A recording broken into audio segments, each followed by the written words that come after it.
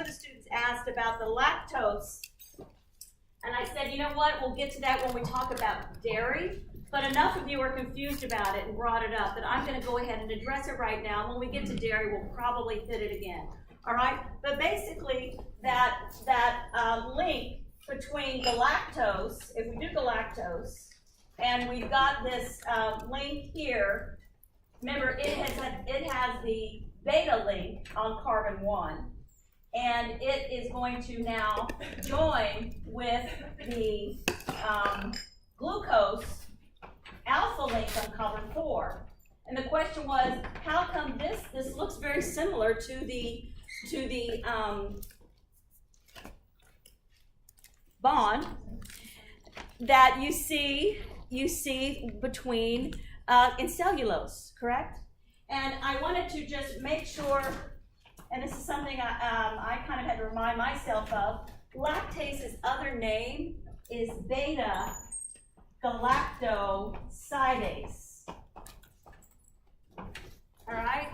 So this lactase enzyme, actually, having it allows you to sever the bond between the glucose and the galactose, all right? But we don't have the beta amylase.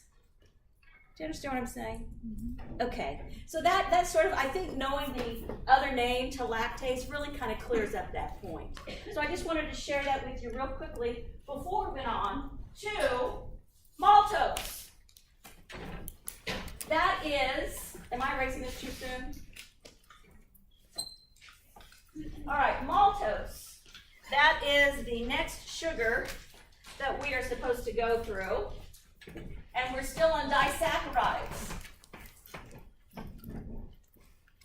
Maltose is basically what we all think of as malt sugar. That's what it is. It comes from the malt or the grains. So this comes from the grains such as wheat, barley,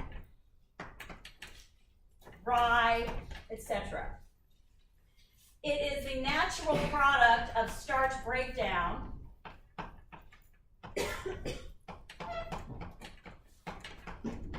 And remember, BD, for me, that's how I abbreviate breakdown.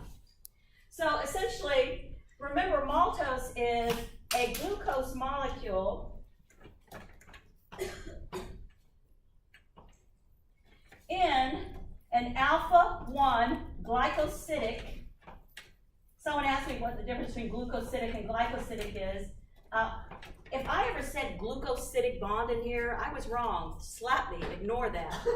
It's always glycosidic. That's how it's referred to, GLY, okay?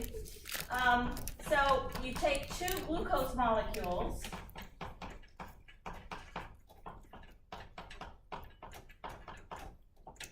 and by the way, if you are ever asked to draw this, and you do have your hydroxyl groups pointing in the wrong position, it will be counted wrong. The whole structure will be counted wrong. We don't give you a point per, hey, you got that one right. No, you either get the structure right or wrong. Because it's just too much, it's too difficult to try to grade the whole thing individually.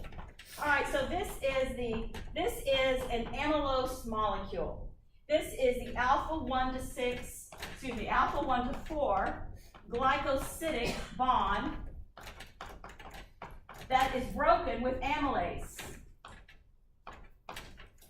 And it's strings of these that give us amylose, long amylose gives us amylose. Remember, this bond is broken, it is a condensation, water is lost, remember all that? And when we, it's broken by hydrolysis, it's formed by condensation, water is lost.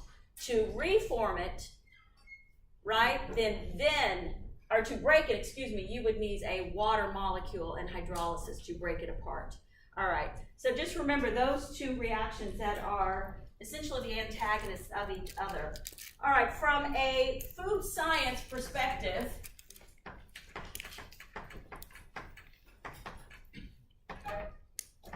maltose is used to flavor, milkshakes, candy, be able to buy little things that look like little jugs of root beer, called root beer malt candy. I don't know if you have any country stores anymore. You can get penny candy, that's the kind of stuff. Or malts. Have you ever gotten a malt? There aren't really many drugstores anymore that you guys can go to get to sit at the counter and have milkshakes or malts, are there? Have you ever gotten to do that? I know there's some places in LA that still do it. Where I'm from, the little bitty towns in Texas, they all still have drugstore counters where you go sit and you order milkshakes. No. Okay, so what the biggest use of malt in this country, can anyone guess? Beer. You're right, is beer. And it's not only for flavor of beer, but the color. The color of beer can be related to the malt that's in it, and this is by far the largest use of malt in this country. From a health perspective, galactose is very easily converted to glucose. And if you ever get into the parts of biochemistry, you will find that the pathways for galactose entering the cell, especially in the enterocyte, the small intestinal cell, they are the glue transporters because they are converted to glucose outside the cell in the lumen of the intestine before they are ever enter into the enterocyte. Yes. Why are you talking about galactose? Oh, you're right. What are we doing? Oh, you're right. It's just treated as glucose. I'm still on my galactose. It's treated as glucose. Thank you. Thank you for getting me back on my notes. All right, so we're through with disaccharides. We are moving on now to polysaccharides. So on our chart up there, we have moved all the way over finally to this arm. Okay, and that's why I'm sorry if I seem rushed and I'm getting a little confabulated, but I am rushed. We need to move. All right, so polysaccharides.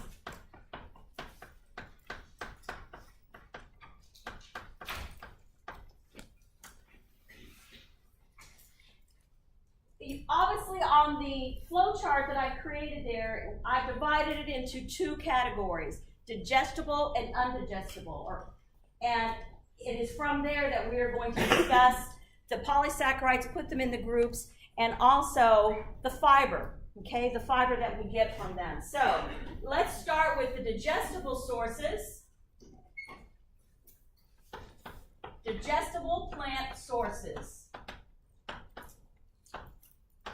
So these are digestible fibers that come from plants. And this is essentially what we call plant starch. And this starch comes from things like rice, tapioca, wheat, potato. And those of you in the lab are going to be working with these starches today. We're making mochi balls. I know. Okay, all right. And then basically plant starch is 75% amylopectin and 25% amylose. All right, so I'm not going to keep drawing these structures. I'm expecting at this point that you understand what glucose looks like and what a glucose alpha 1 to 4 glycosidic bond looks like. And if I say glucose alpha 1 to 6 glycosidic bond, we drew that as well when we were first talking about this and glycogen. So just so you know that we've got, I'm going to do G's, and those are glucoses. Can we all agree to that? That these are my glucose. I'm not going to draw glucose over and over again. All right. All right. So strings of G's are called amylose. All right. And then, and I'm going to cheat because basically at amylose, it's every 15 to 20 G's, there's an alpha 1 to 6 branch. And I'm going to cheat, and I'm going to do it a lot sooner than that. So let's say let's pretend like this is 15 to 20 in here. And now I've got a branch. And this right here, this one bond was the alpha 1 to 6 glycosidic bond. And then the rest of these bonds, let me do a different color. This is gonna be really cool. I'm excited. Okay, I'm getting excited. Okay, because if we use a different color, then we can almost do, like those of you who are artists, which I'm not, it can almost look like an abstraction behind here through. See, we can do this. Isn't that cool? And so now we've got this other arm of long amyloses, but every 15 to 20 of these, we're going to get another string going on. This right here is a what kind of bond? Alpha 1 to 6, but only one per branch. And then the rest all become alpha 1 to 4s again. Okay? So once you make that branch off of that, now we're just doing long strings of amylose again. And those, so if you have seen pictures of this, and I think your book has a picture, it looks like this beautiful tree, you know, this branch and all these things are coming off of. And that's exactly what amylopectin looks like. Okay, amylose are just the long strings. The amylopectin involves the branches. So 75% of our plant starch is this amylopectin, those alpha 1 to 6 linkages, okay? And this is our digestible starch. From a food science perspective on this one, can I just start doing FS from the food science perspective? Yes. Because I'm going to be doing this for every one of these. So food science and then health perspective. Does that make sense? Let me know if you forget what that means. But FS is going to be food science. From a food science perspective, we heat this starch. Very few of us eat grains of wheat that are not cooked into something. Very few of us eat raw starch. In fact, it's called pica, and I don't recommend you do it, all right? Eating raw starch. All right. Never mind. All right. I just learned, by the way, that for those of you this was new to me. I had no idea that those of you who are in the dietetics program, that as seniors you're taking this and you haven't really had nutrition since your freshman year in NST 10. The rest have all been other like you haven't really had nutrition. Is that correct? Your nutrition courses are all kind of crammed into this year, aren't they? Your senior year? I don't know. That's interesting to me. Tell me about it. Mikhail's the one who told me that, so I'm assuming that she's correct. So that kind of shocked me a little bit. I'm not saying he's wrong with it, but it's just good to know. It's helpful. So heat starch is broken down. Heat breaks down starch. Heat starch broken down, this is breakdown, to what we call dextrins. And those of you in biochemistry have heard limidextrins. We talk about limidextrins, especially during the non-oxidative portion of the pentose phosphate pathway. If you remember that, there's all kinds of limidextrins, 4 carbon, 7 carbon, 5 carbon chains that we don't know what to do with. Those are limidextrins. Those are sugars that really have no function in metabolism.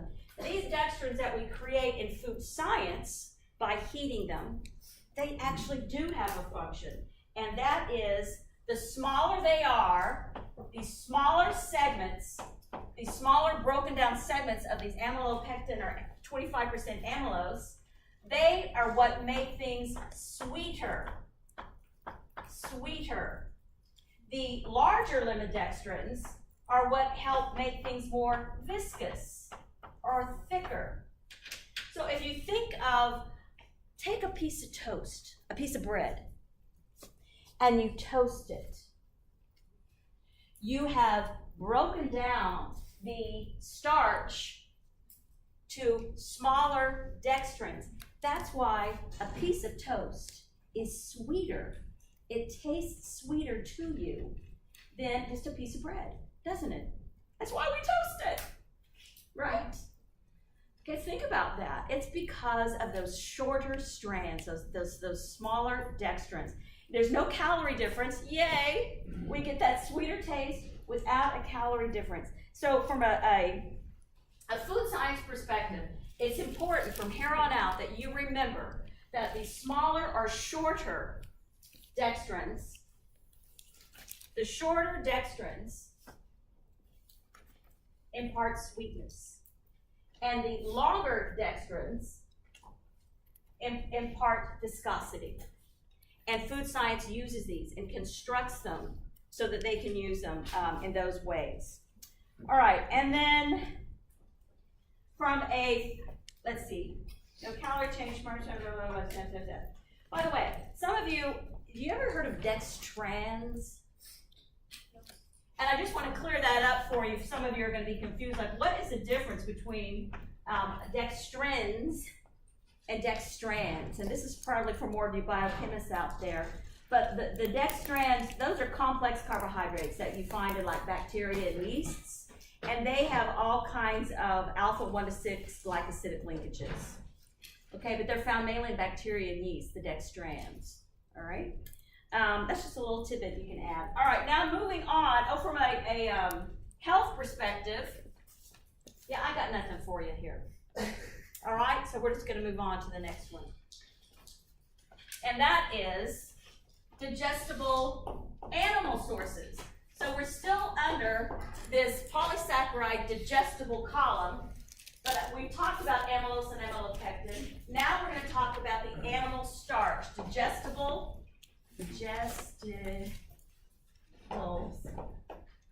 And this is animal sources. And several of you asked me after last class, well, hey, Deegan, what about, I mean, you were much more polite than that. What about the glycogen? Isn't glycogen carbohydrate? Isn't that in animals when we eat it? And I'm about to tell you a little story. So we know that glycogen, and by the way, what does glycogen look like? Way more branched than amylopectin. It's more branched so compared to you know your diagram, it's like every X amount, it's way less than that. So you're right. Thank you. It's very right. You said it very, very well. So it looks exactly like this plant starch. The difference is that instead of every 15 to 20 glucose branches, it's more like every 8 to 12. So lots more branches and lots more branches on the branches of the branches. Why is that advantageous to us as human beings?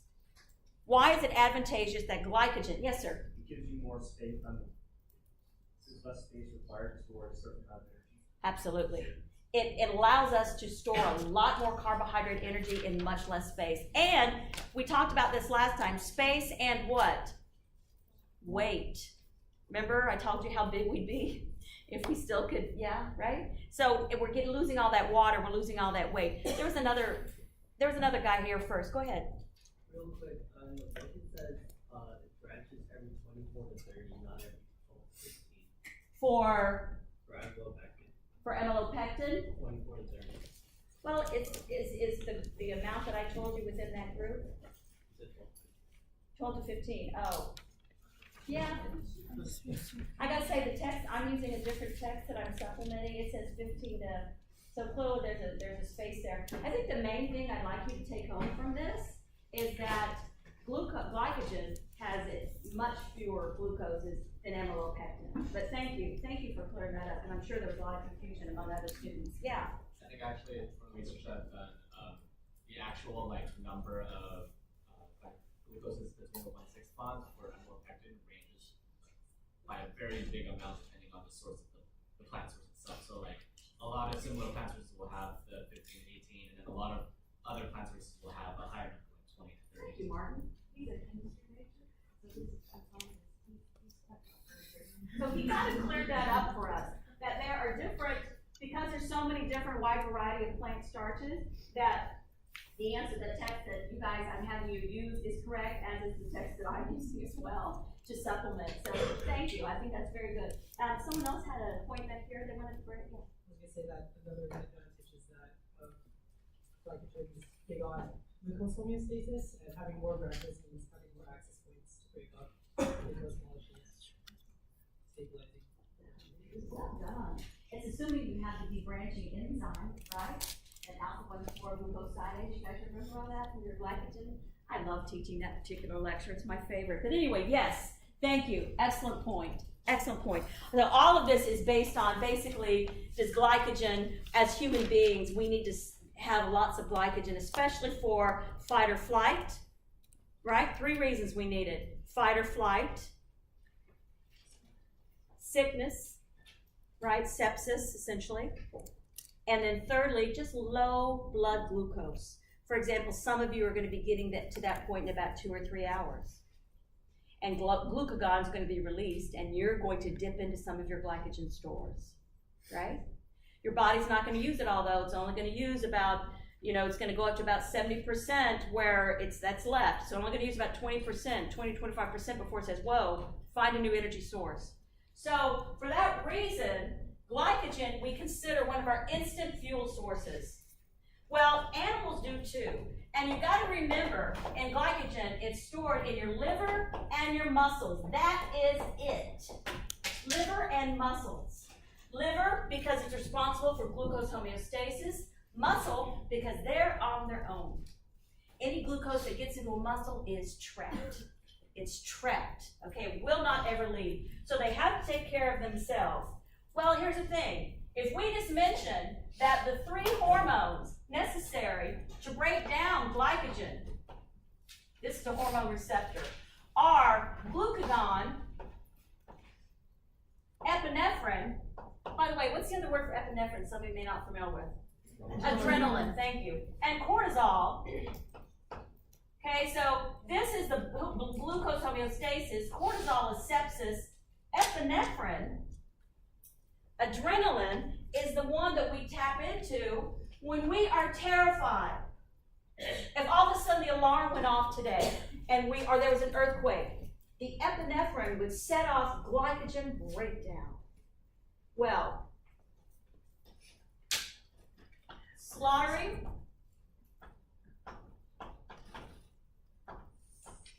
of our animals, it causes the glycogen to be broken down. So that glycogen doesn't make it to your plate.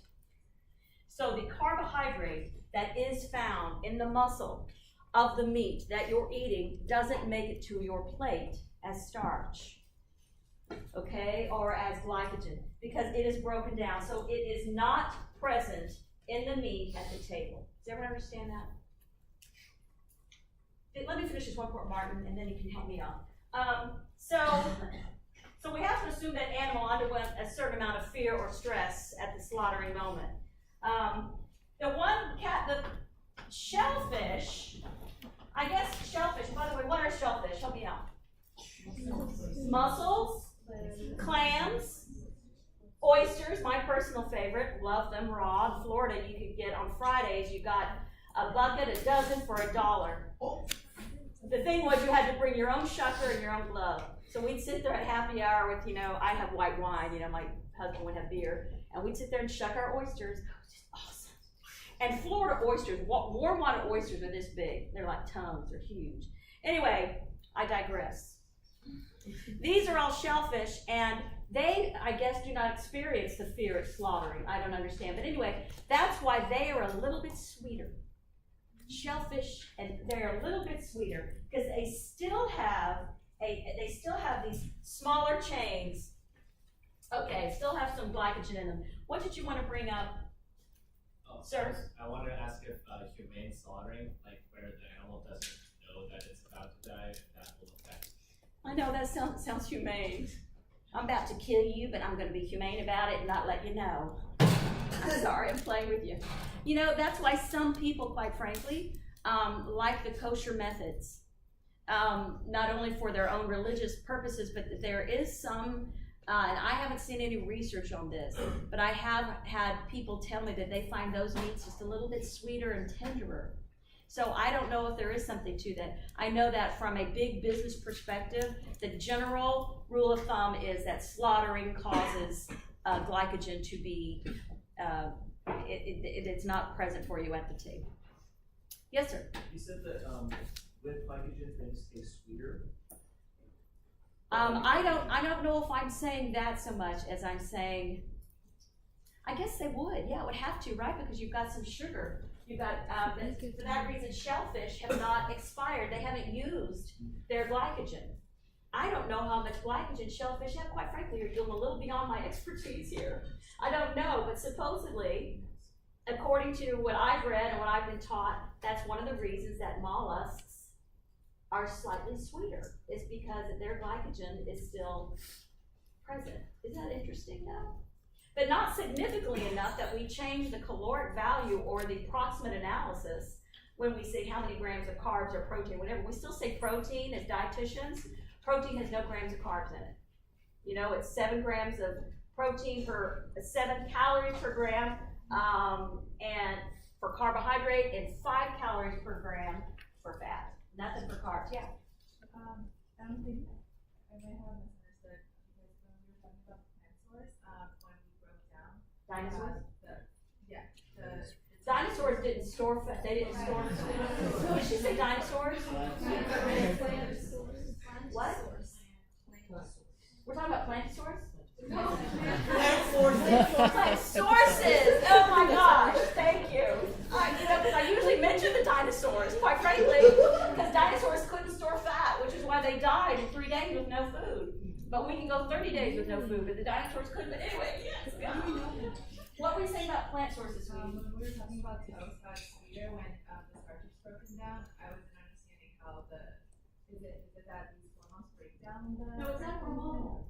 Remember the bread, we're talking about bread. We're talking about, that was plant, right? So don't be confused between the plant and the animal sources, okay? So try to separate that, talk about the dextrose creation, and it's totally different from this, okay? So are these glycogens getting broken down in They're getting used. They're getting broken down to sugar and used by the end. Yeah, so they're no longer dextrose. Okay, all right. Thank you. All right, let's move on. Okay, so we are where are we? We just did glycogen, animal sources. That's it. That's it. Let's go on to digest or undigestible. Undigestible.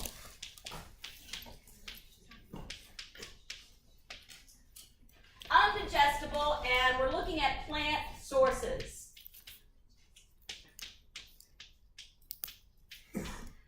And you'll notice on our chart over here, there's nothing else but plant sources. Basically, at this point, the undigestible, we are calling fiber. We are calling it fiber. And there are several ways to look at fiber. There's the analytical method, and then there is the physiologic effect method. And I'm going to express both of them to you because you really need to be familiar with both. They are both completely accurate. They're just coming from different points of view. So, if we look at starch from a plant source, okay, that is digestible, we have all of those, and I'm not going to draw it again, but we've got all of these bonds in between the sugars, right? These alpha 1 to 4 glycosidic bonds. I can use that terminology freely now, and everybody in the room is with me and on the same page. This is digestible because we can break these bonds. When we're talking about, and by the way, this is called starch. But when we're talking about the undigestible kind, we're basically looking at the plants have beta D. Okay, we use alpha, they use beta. So when we're talking at cellulose from plants, the bonds between those look like this. And remember, these angles do not represent carbons if it's outside the ring, okay, in this perspective. So we don't have the enzyme that's going to break this down. Don't have it. So for that reason, this cellulose, even though it looks remarkably like amylopectin, the only difference is that in between each glucose, you see this formation of the bond rather than this. And that right there renders this undigestible and this digestible. Okay? And that is the creation of fiber. So let's look at the two ways. Let's look first at how we define fiber based on analytical methods. From an analytical perspective or analytical methods, we basically divide this up. Where am I colored? I've got the mouse.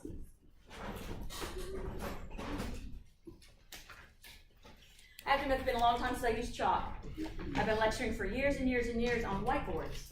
So this building is, I don't know if it's refreshing or not. I wear a lot of black. So you guys are just gonna have to get used to this one. All right, so analytical methods. We've got dietary fiber, which is what you guys have heard of. And you've also heard of crude fiber.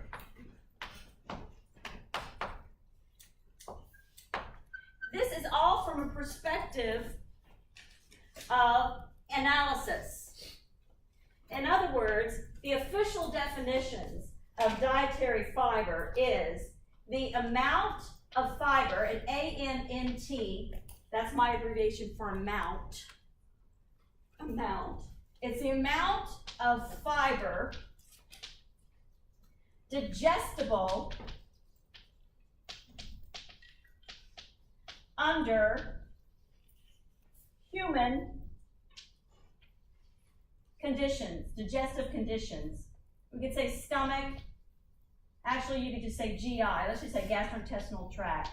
GI conditions. Because as you know, most of our carbohydrate isn't digested in the stomach. Where's it digested? Small intestine. Most specifically, what tissue? Brush border membrane. Exactly right. Remember the brush border membrane? Okay. All right, so this is the amount of fiber digestible under human GI conditions. That we call dietary fiber. What is left is the crude fiber.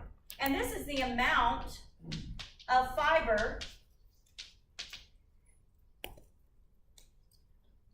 remaining or left after, and I'm going to abbreviate dietary fiber, DF, after dietary fiber is measured. And whatever fiber is left, we call crude fiber. Yes? Where is the amount of fiber digestible under human conditions? Isn't fiber not digestible? Well, I'm just explaining to you that it is. There is a certain amount that is, the dietary fiber. It's how is it bacteria. Okay, well, you know what? Some of this may be beyond the confines of this course, quite frankly. And if you go on into, quite frankly, digestion, when I teach advanced metabolism, we go through digestion, and I would have gone through that specifically. But unfortunately, that isn't part of this course. But it is a great question. Come to office hours, and I have a book I'll share with you. Okay? All right. Thank you. All right. So is there another board under here? No. Okay. Do you guys mind if I bring this one down and do some more writing on it? Okay, so I'm continuing with this crude fiber dietary thing, because there is a definition, all right, that you need to have, especially as to those of you going on into food science. There is an international association of food scientists, believe it or not, and it's called the AOAC, and it stands for the Association of Official, the O is official, Analytical Chemists. And it is an international, they add international after their name, but it's not part of the acronym. They just call themselves the Association of Official Analytical Chemists International, but they are the AOAC. And here's how they say it. Here is their definition. And they use the caveat, which is probably good. In general, for 1 gram of crude fiber, there is usually 2 to 3 grams of dietary fiber.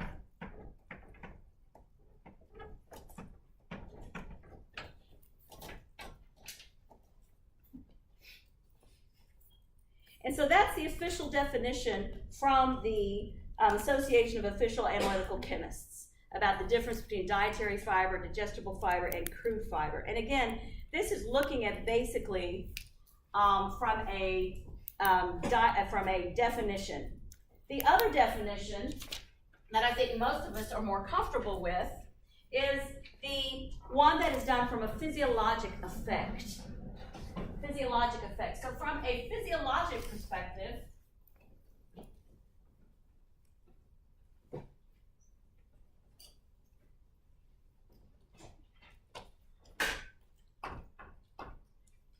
so we're still talking about fiber. We're still here, okay? We're talking about dietary fiber and crude fiber, okay? And but that was in the analytical effects. We're now doing two physiologic effects, is how some people define fiber. And in this perspective, where's my red? We're looking at the difference between soluble versus insoluble fiber.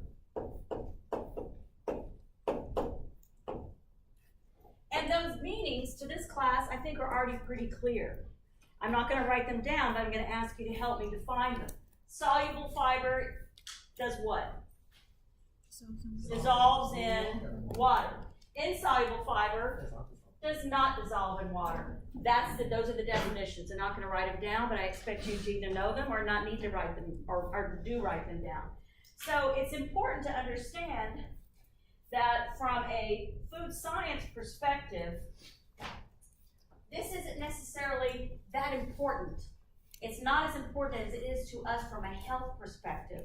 So some of the foods that we would consider having soluble fiber would be our fruits. And believe it or not, the orange of all the fruits has the most soluble fiber, but they all have soluble fiber.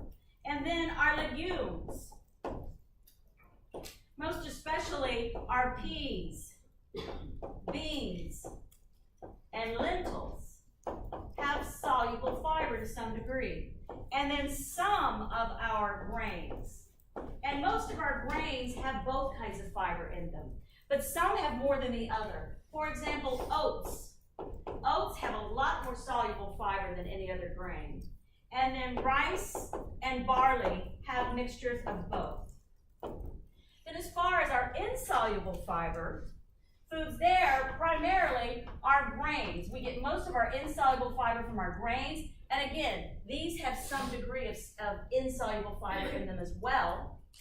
But ones that are largely insoluble, we would have to say are wheat and rye. And there's a particular fruit that for some funky, weird reasons has got insoluble and soluble fiber, and that is your lovable banana. Now, you've got to remember that the banana is very closely related to plantain, which has got a much higher, that being cousins. There is something about the banana that if it were, its cousin became a starch, essentially. You guys heard of plantains? Yep. If you ever go to a Caribbean restaurant or a Cuban restaurant, my roommates at University of Florida were from Puerto Rico. And so there were plantains always being fried and cooked in the house. All right, so let's talk about from a health perspective, okay? Is it all right now if I erase the food so I can use this same chart? Are we good with that? All right. So from a health perspective, when we talk about soluble fiber, it actually increases the viscosity in stomach juices. It is first encountering high aqueous solution in the stomach, so it's dissolved there. So by increasing the thickness of the stomach material, it leads to a delay in gastric emptying.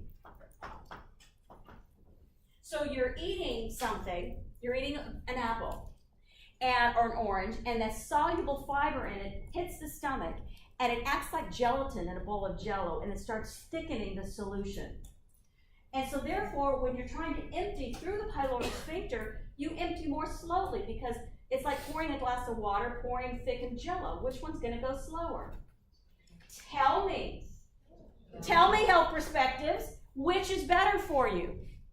The one that pours out like water or the one that pours out slowly? Why? Why? Can you tell me why? Can you tell me why? Do you think? Sir? Well, we're okay, I hear what you're saying as far as digestion, but I'm just going to draw a simple graph for you. I'm going to draw a simple graph for you that's going to help you absolutely for the rest of your life understand this concept and why you do not take Gatorade before you've been working out for 45 minutes. Here's why. You've got a chart, you've got a time factor down here, and each one of these are 15-minute increments. Up on the y-axis, you have concentration of blood glucose, blood sugar. And let's pretend that the white line is normal blood sugar range. Let's pretend that that line represents that range from 90 to 110, whatever. That is the normal blood sugar, and that's what it is. It's about 110. Okay, would be considered normal blood sugar. Let's say that you ate an orange, and that soluble fiber caused the stuff in your stomach to get thicker, and therefore to drain slowly. So therefore, the sugar in that orange is going to enter the bloodstream slowly. You're going to get a slow rise. You're going to get you always get a resultant fall because your body always does too much insulin. But you see how it hovers around normalcy? Do you see that? Therefore, you're not going to get the big rises and falls that are going to cause adipose production. What if you took that orange and you squeezed it, all the juice out, and you left all the soluble behind, i.e. the walls of the fruit, not the pulp, the walls? Here's what happens. 15 to 20 minutes. And if you're diabetic, you stay down here until you eat something. If you're not diabetic, your muscle will metabolize your muscle to get you something so you can do gluconeogenesis, and you will eventually get back up to normal.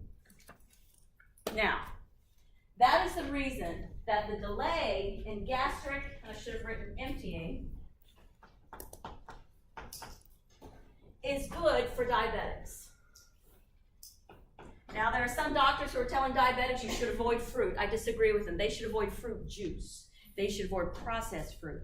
They should avoid fruit cooked in anything. But if they're eating the whole natural fruit, this is a good thing. So therefore, in food science, there is a whole push in the food industry to quit modifying fruit, to leave fruit in its natural state. So by doing this, we're increasing the, we're decreasing the rate of blood sugar or blood glucose rise. Okay? All right. Then insoluble fiber from a health perspective. I don't like that big eraser. Insoluble. Okay, because insoluble fiber, it acts like a sponge. And this sponge, just like if you stuck a sponge in a dish of water, it's going to suck all the water up. Well, that's what insoluble fiber. It soaks up moisture, water in the intestine, which, by the way, is where most of the digestion would occur, but you've got this fiber now that is insoluble, not digestible, and so it's now over in the intestine. And this leads to, as you can imagine, an increase in the softness of your stool. Those of you who have had oatmeal every morning, and then you stop, and then you go back, it should be quite apparent to you the difference in your stool. You should see the difference between little hard pebbles that aren't necessarily the logs that you would expect. Excuse me for these words, but if you ever work in the hospital, these are the words that you will actually see in charts. We actually have numbers whereby we measure the size of the stool, the log, the size, the firmness, the odor. It's a 1 to 7 measurement, and it tells us a lot about your diet. And if your diet is high in insoluble fiber, your stools are going to be easier to pass, they're going to be softer, and they're going to be more often, they're going to be longer and bigger and one thing instead of a bunch of little ones. You all know what I'm talking about. All right. And it's going to therefore decrease constipation. It's also going to decrease, are you ready? Diverticulosis, gastric distress, colon cancer. And these are not, there are times in here, I'm a passionate person, and I think y'all can tell. And just because I'm relaying something passionately does not mean it's an opinion. I am giving you science in here. It's very important to me that if you understand the scientific basis of what I'm saying. When it's my opinion, I'll let you know. This isn't my opinion. This is science. We know that having a diet high in insoluble fiber can decrease the relative risk of all of these things. And then the last one, I want you to work with me and write it down as you will. All right. So you are taking in a lot of insoluble fiber, and you are making more stools. To make stools, you need bile salts, right? What is the precursor to bile? Cholesterol. So you're in the liver and you're sitting and you go, man, they're eating so much insoluble fiber. I'm having to make a lot more stools than I'm used to making. So let's up the production of bile salts. Dadgum. I don't have enough cholesterol. HDL. HDL, where are you? You're my body's cholesterol sequestrant. And therefore, HDL goes out, bumps into LDL, where it can extract cholesterol from LDL. It has the ability to do that. It also can extract cholesterol from non-hepatic, non-adipose tissue. So it's going around collecting cholesterol to bring it back to the liver, so the liver can make more bile salts, so therefore you can make more stools, which is why Cheerios can write on the box, may reduce blood cholesterol. Do you understand that? Can you connect those dots? Yes. Practice and do it, because I will be testing you on that. Because you see, you guys, some of you are sitting here thinking, why is she teaching us some of these health perspectives when this is a food science class? Don't you understand that the health of our community, of this country, is what drives most of health science? They are tapping into all of this stuff. So it's important that you understand why they can make these comments. Here, I can't believe this class is over. Okay, I'm not used to these 50-minute